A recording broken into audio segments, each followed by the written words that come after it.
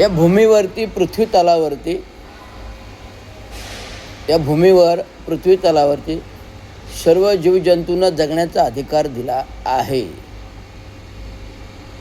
जो परमेश्वराने दिलेला आहे. एक एक किडे मोकळे जीवजंतू, झाडे पाने हे जीवन जगत आहेत. ते कोणामुळे तर वरच्याच्या परमेश्वराच्या कृपेमुळे. आणि प्रत्येक जीवजंतू, झाडे झुडपं यांना ठराविक जागा दिलेली आहे. त्या ठराविक जागेवरती ते आपलं जीवन खुलवतात, जीवन वाढवतात. प्राणीमात्रांचंही तसंच आहे. ते आपल्या कुटुंबाच्या कळपाकळपाने राहतात आणि आपली जागा निश्चिती करतात. परंतु मानवजात एक बुद्धिजीवी जात आहे. मानवजात एक बुद्धिजीवी जात आहे आणि प्रगल्भता बुद्धिमत्ता असल्यामुळे तो हुशार आहे. आणि हुशार असल्यामुळे ज्याप्रमाणे जन्म होऊन या पृथ्वी तलावर तो आला, पिढ्यानपिढ्या आदिमानव, माकडं होती, कालांतराने माकडांची शेपटी गेली, आदिमानव झाला. आदिमानव जो अंगात कपडे बिपडे वस्त्र न घालता जंगले फिरायचा, कळपाकळपाने राहायचा, तसंच प्रकारे ह्या आदिमानवाचं रूपांतर माणसात झालं. आणि माणसाचं रूपांतर आता हैवानामध्ये झालेलं आहे. आत्ताच्या कलियुगात हाच माणूस एक हैवान आहे असं मी म्हणेन. का म्हणेन? कारण प्रत्येक ठिकाणी घुसखोरी, प्रत्येक ठिकाणी लाचारी, प्रत्येक ठिकाणी टक्केगिरी, खोकेगिरी आणि भूमाफिया म्हणून गोरगरिबांच्या जमिनी लाटत आहेत. सांगताना फार मोठं दुःख होतं आहे. आज प्रत्येक क्षेत्रात सरकारी असो या खाजगी असो, गुंडगिरी,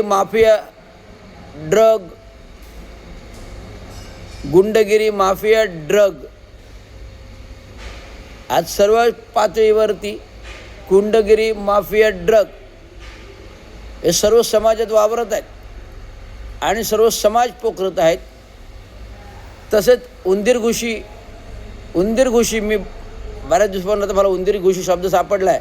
उंदीर घुशी ज्याप्रमाणे घरांच्या भिंती पोखरतं, ज्याप्रमाणे जमिनी पोखरतं, त्याप्रमाणे उंदीर घुशी ज्याप्रमाणे जमिनी पोखरतं, घरांच्या भिंती पोखरतं, गोदामातील धान्य साठवून ठेवलेलं ते पोखरतं, त्याप्रमाणे माणूस हा किडा हा सगळं गोरगरीब पोखरत आहे.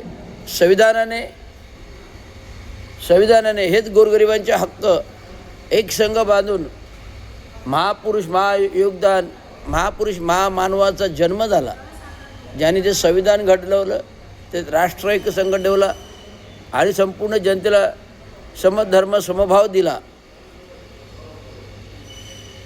लढण्याचा संघर्षाचा अधिकार दिला, व्यक्ती स्वातंत्र्य दिलं. परंतु संविधान काय म्हणतं, डॉक्टर बाबासाहेब आंबेडकर काय म्हणतात, संविधान आणि युगपुरुष महामानव डॉक्टर बाबासाहेब आंबेडकर का म्हणतात की जर मी हे संविधान दिलेलं आहे, जर हे संविधान तुम्ही चांगल्या प्रकारे हाताळलं तर ते चांगलं आहे, आणि संविधान जर वाईट दृष्टीतून हाताळलं तर ते वाईट आहे. तर अशा प्रकारे सार्वभौम भारतामध्ये घुसखोरी, चोरी, लाचारी, टक्केखोरी, नफेखोरी घुसलेली आहे. त्यामुळे आज गोरगरीब बेहाल आहे आणि गोरगरीब गोरगरीब यांच्या जमिनी भूखंडधारक लाटत आहेत, त्यांना रस्त्यावर सोडत आहेत. मग ते विकास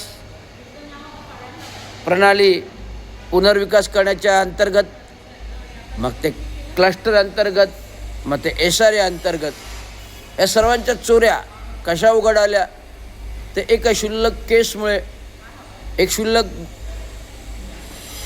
माझ्या बहिणीचं स्वतःचं घर बाबत मी चौकशी करता करता ह्या एसारे भूमाफिया, एक क्लस्टर भूमाफिया, हे रिडेव्हलपमेंट माफिया मुळाशी पोचलो. ते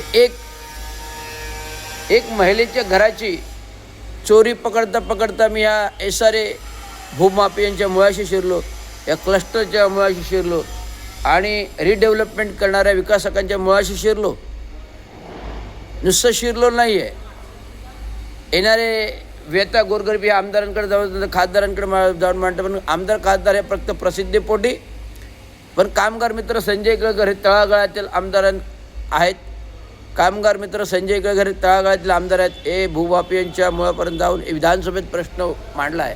परंतु नुसतं विधानसभेत प्रश्न मांडून चालणार नाही, तर कागदपत्री छाननी करून जे अशा प्रकारे भूखंडी माफिया चोर आहेत ह्यांना कायद्याने शिक्षा कशी होईल, संविधानाच्या घटनेनुसार शिक्षा कशी होईल, हे आपल्याला पाहणे कर्तव्य आहे. म्हणून रविराज रवींद्र चांगो शिंदे यांनी 1.5-2 वर्ष धुरंधर अभ्यास करून सगळे कागदपत्र हाताळा घेऊन आज भूमाफियांच्या गळ्यातला फास तावीत होऊन त्यांना जेलचा रस्ता दाखवणार हे तुम्हाला मी नमूद करू इच्छितो.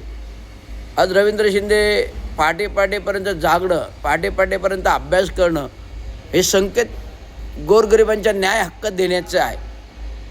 आज संविधानाने घटनेने अधिकार देताना जे डॉक्टर बाबासाहेब आंबेडकरांची मूल्य जपायला सांगलेत, संविधान आणि घटनेनुसार जे अधिकार देताना डॉक्टर बाबासाहेब आंबेडकरांनी आपल्याला मूल्य आपली जपायला सांगितलेली आहेत.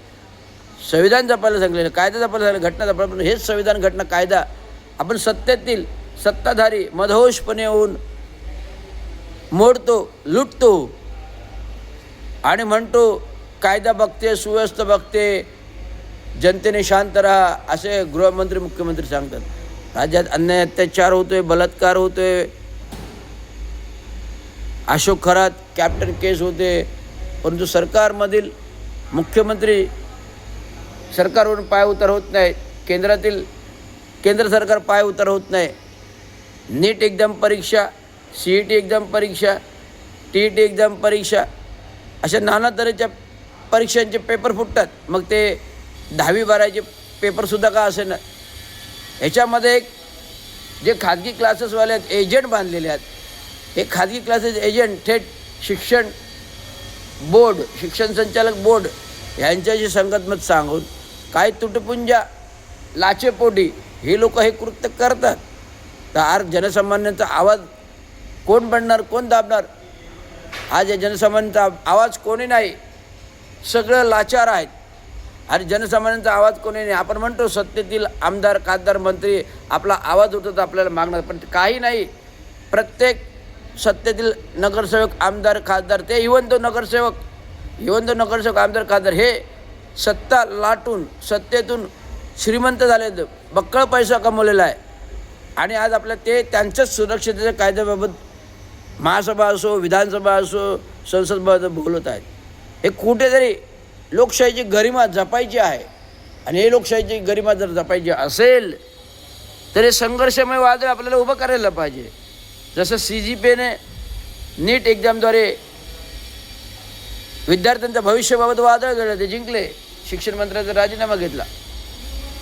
तर नुसतं शिक्षण मंत्र्याचा राजीनामा एक मोठं सत्तेतील संघर्षाचं वादळ, जे भूमाफिया चोर आपल्याला पकडायचं आहे आणि या भूमाफिया चोराविरुद्ध आपल्याला वादळ उठलायचं आहे, एवढंच जनतेला सांगायचं आहे. रविंद्र चांगो शिंदे आपल्यासमोर जनतेचा आवाज, ब्लू पॅन्थर, जय भीम आर्मी, महाराष्ट्र सिंह, जनतेचा आवाज, आपला आवाज, गोरगरिबांच्या हक्काच्या न्यायाचं रक्षण करणारा आवाज आहे. त्याला साथ द्या, एवढंच सांगतो.